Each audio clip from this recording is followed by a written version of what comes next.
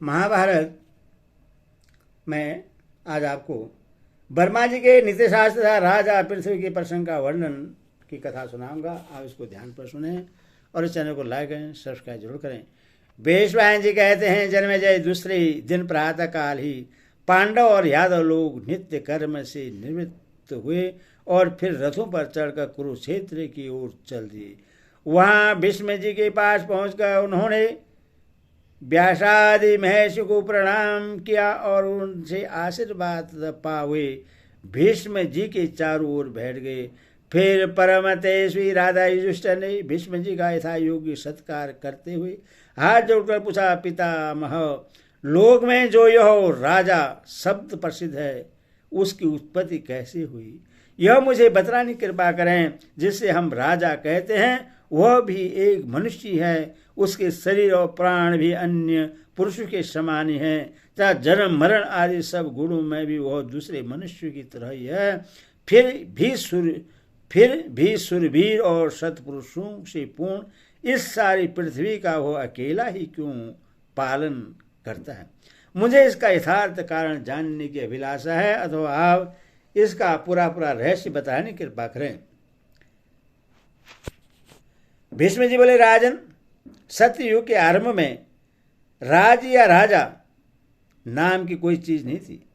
उस समय न कोई दंड था न दंड देने वाला। सब प्रजा आपस में धर्म के नाते ही एक दूसरे की रक्षा करती थी। पीछे सब लोग मोह में पड़ गए। इससे उनका विवेक नष्ट हो गया और विवेक का नाश होने से धर्म बुद्धि भी जाती रही। सब लोभ में फंस गए और जो वस्तुएं जिनके पास नहीं थी उन्हें पाने के लिए ललायत रहने लगे। इतने ही में काम नामक एक दूसरे दोष ने उन्हें धर दबाया। फिर काम के अधीन देखकर उन पर राग ने भी अपना आधिपत्य जमा लिया। इस प्रकार राग के अधीन होकर वे कर्तव्य को भूल गए। इसीलिए गम्य अगम्य, वाच्य अवाच्य, भक्ष्य अभक्ष्य और दोष अदोष कोई भी बात उनकी दृष्टि में त्याज्य न रही। इस प्रकार मानव समाज में धर्म विप्लव हो जाने से वेद भी लुप्त होने लगा और वेद का जो लोप होने से धर्म मर्यादा भी नष्ट हो गई। इससे देवताओं को बड़ा त्रास हुआ और वे ब्रह्मा जी की शरण में गए। ब्रह्मा जी से उन्होंने हाथ जोड़कर कहा, भगवान, मनुष्य लोक में जो सनातन वेद था उसको लोभ मोह आदि दूषित भाव ने नष्ट कर डाला है। इससे हमें बड़ा भय हो रहा है।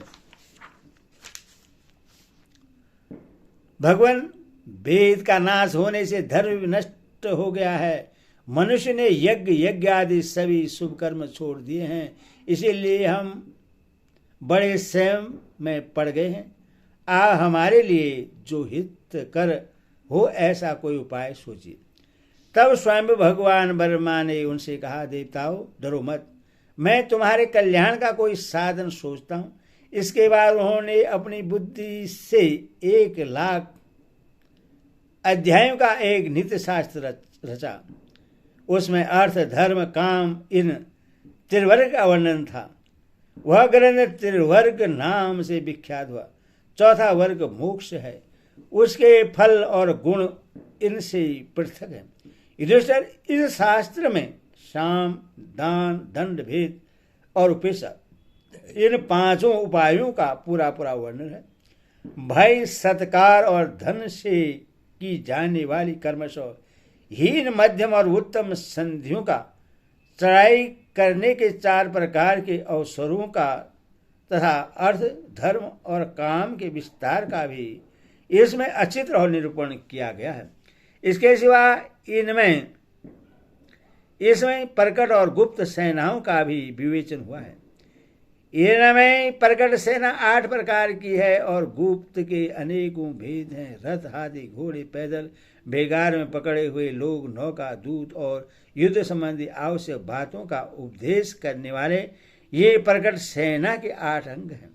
यही नहीं, इसमें मार्ग के गुण, भूमि के गुण, रथ, हाथी, घुड़सवार और पैदल सेना को पुष्ट करने के अनेकों उपाय, तरह तरह के व्यूह रचना, अनेकों प्रकार के युद्ध कौशल, युद्ध करने की और उससे निकल भागने की रीतियां तथा शस्त्रों की रक्षा के उपाय भी बताए गए हैं।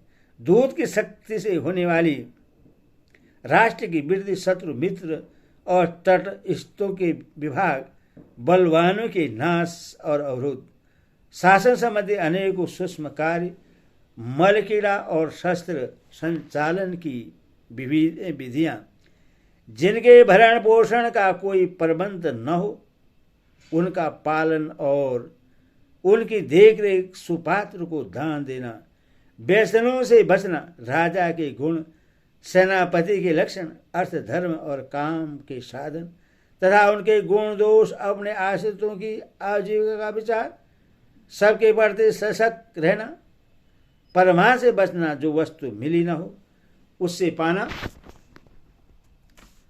और प्राप्त वस्तु की वृद्धि करना, बड़ी हुई वस्तु सुपात्रों को दान करना, धर्म के लिए धन लगाना तथा भोग और दुख निवृत्ति में भी धन का उपयोग करना।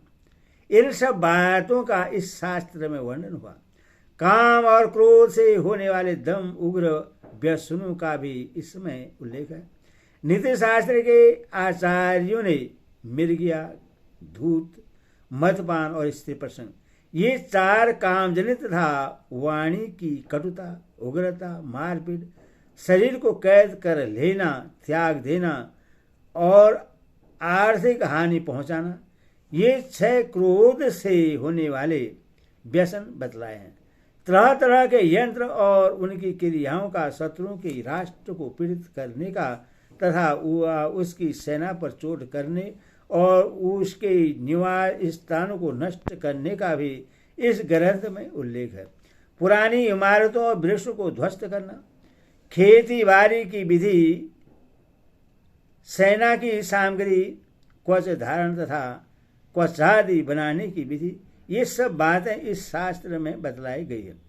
ढोल, नगाड़े, शंख और दुंदुभि आदि रणबाधों को बजाना, मणि, पशु, पृथ्वी, वस्त्र, दास, दासी और सुवर्ण, ये 6 पदार्थों को प्राप्त करना तथा शत्रुओं की इन 6 चीजों का नाश करना, नए जीते हुए प्रांत में शांति स्थापित करना, संत पुरुषों का सत्कार, विद्वानों के साथ मेल जोल बढ़ाना, दान और होम की विधि, भोजन की व्यवस्था, सर्वदा आस्तिक बुद्धि रखना, अकेले होने पर भी उठने बैठने की रीति, सत्यता, मधुर भाषण तथा उत्सव और समाज आदि के अवसर पर होने वाली घरेलू बातें, इन सभी का इस शास्त्र में निरूपण हुआ है।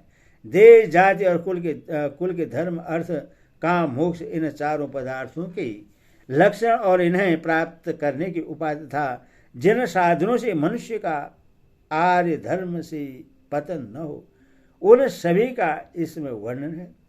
इस नीति शास्त्र की रचना हो जाने पर ब्रह्मा जी को बड़ा हर्ष हुआ और उन्होंने इंद्रादि देवताओं से कहा।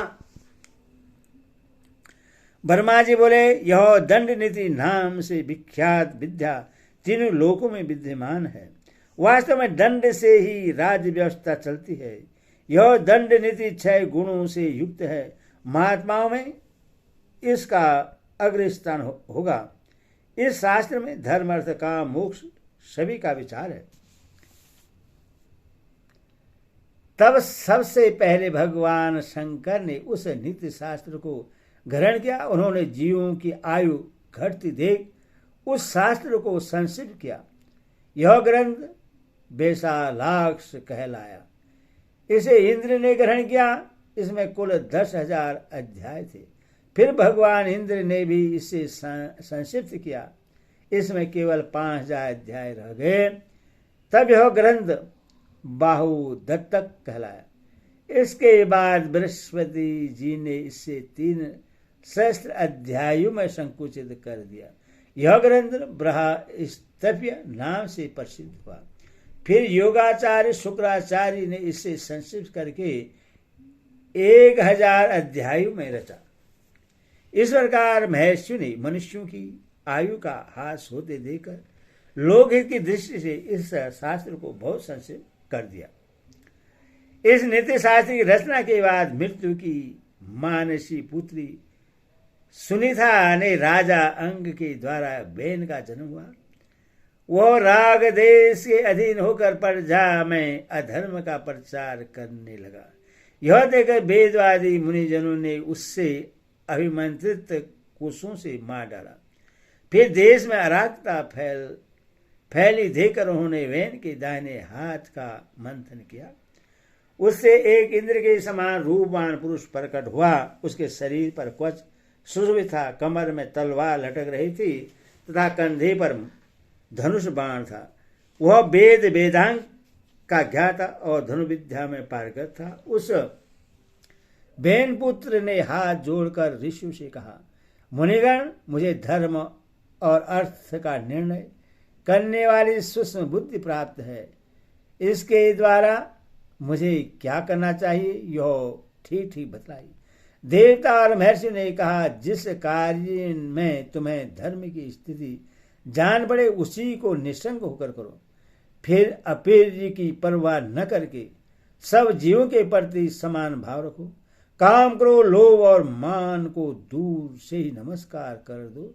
सर्वदा धर्म पर दृष्टि रखो और जो मनुष्य धर्म से विचलित होता दिखाई दे उसका अपने भावबल से दमन करो। बेन पुत्र ने कहा, महानुभाव ब्राह्मण तो मेरे लिए सर्वदा वंदनीय है, उन्हें मैं दंड न दे सकूंगा। मुनि ने कहा, ठीक है।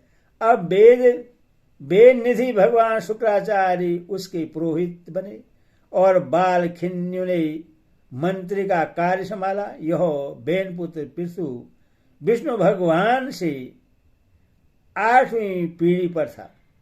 सुनते हैं पृथु के समय पृथ्वी बहुत ऊंची नीची थी। उन्होंने ही पत्थर ढलवाकर इसे समतल किया है। कहते भगवान विष्णु, इंद्र, देवगण, प्रजापति, ऋषि और ब्राह्मण इन सब ने मिलकर पृथ्वी का अभिषेक किया था। स्वयं पृथ्वी देवी भी रत्नों की भेंट लेकर उनकी सेवा में उपस्थित हुई थी। समुद्र, हिमालय और इंद्र ने उन्हें अक्षय धन दिया था तथा यक्ष और राक्षसों के स्वामी भगवान कुबेर ने भी बहुत धनराशि भेंट की थी। इधर राजा पृथ्वी के संकल्प करते ही करोड़ों हाथी, रथ, घोड़े और पैदल प्रकट हो गए। उनके राज्य में बुढ़ापा, दुष्काल, आंधी, व्याधि तथा सर्प, चोर या आपस में एक दूसरे से किसी प्रकार का भय नहीं था। जिस समय वे समुद्र में होकर चलते थे उसका जल स्थिर हो जाता था तथा पर्वत उन्हें रास्ता दे देते थे। उन्होंने इस पृथ्वी से 17 प्रकार के धान्य दुहे थे। महात्मा पृथ्वी ने इस लोक में धर्म की वृद्धि की थी और सारी प्रजा का रंजन किया था। इसीलिए वह राजा नाम से विख्यात हुआ। ब्राह्मणों का सती से त्राण करने के कारण वह क्षेत्रीय हुआ तथा उसने धर्मानुसार भूमि को पालित किया था। इसीलिए इसका नाम पृथ्वी पड़ गया। स्वयं भगवान विष्णु ने उनके विषय में ऐसी मर्यादा कर दी थी कि राजन, कोई पुरुष तुम्हारी आज्ञा का उल्लंघन नहीं करेगा, तुमसे बढ़कर नहीं होगा। राजा पृथ्वी के शरीर में स्वयं भगवान विष्णु का आवेश था।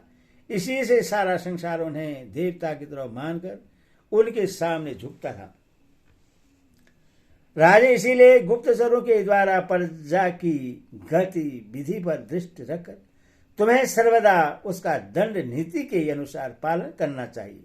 ऐसा न हो कि उसके साथ मिलकर कोई शत्रु तुम्हारा पराभव कर दे। राजा यदि